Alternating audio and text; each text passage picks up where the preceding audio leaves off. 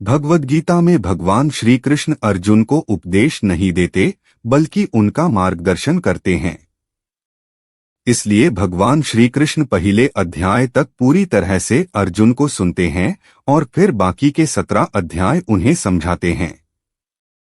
एक अच्छा motivational speaker सबसे पहले सामने वाले व्यक्ति को तरह से अपनी बात पूरी करने देता है ताकि बाद में वह उसे पूरी तरह से समझा सके। ईश्वर कण कण में है और हम सब उसी के अंश है। जिस तरह मनुष्य के एक हिस्से को चोट लगने से उस दुख की अनुभूति सारे शरीर को होती है, उसी तरह से ईश्वर के किसी अंश मनुष्य को चोट लगती है तो उसकी अनुभूति बाकी सभी अंश मनुष्य को होनी चाहिए। और यह करुणा ही धर्म है। भगवान ने मनुष्यों को कर्म के आधार पर ब्राह्मण, क्षत्रिय, वैश्य और शूद्र में बांटा है, न कि जन्म के आधार पर। फल की इच्छा का त्याग करना ही सच्चा धर्म है। कर्म करते रहो पर फल की आशा मत रखो।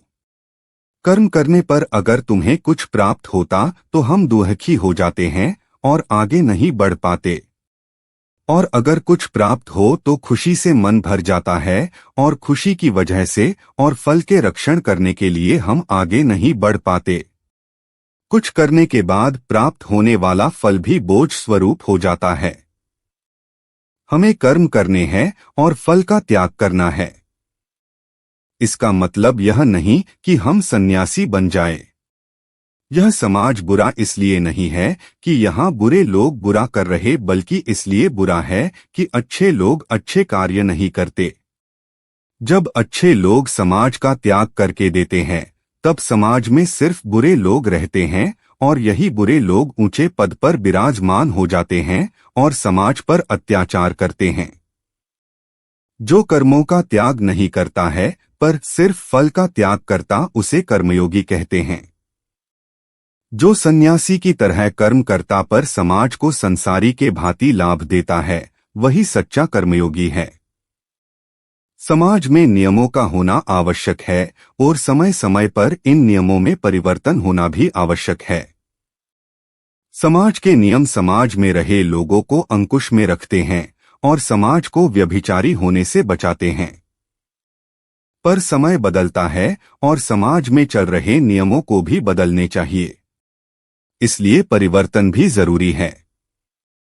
मन को नियंत्रित करने के लिए 2 चीजों का करना आवश्यक है, एक तो वैराग्य और दूसरा अभ्यास।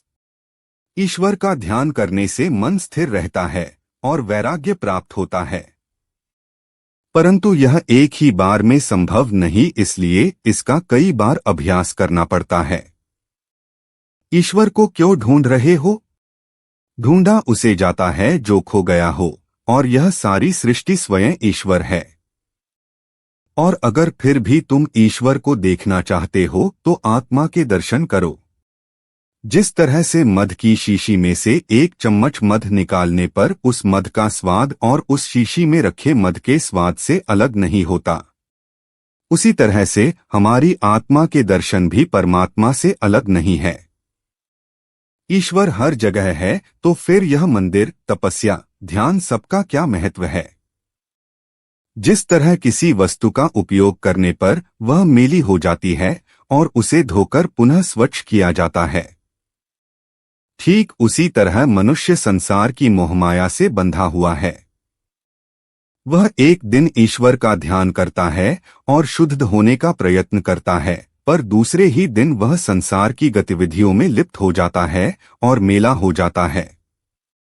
यह आवश्यक है कि उसे फिर से ईश्वर का स्मरण कराया जाए, इसलिए ध्यान, तपस्या, नाम, मंदिर बहुत जरूरी है। ध्यान, तपस्या, नाम, मंदिर यह सब मनुष्य को परमात्मा का विस्मरण नहीं होने देती।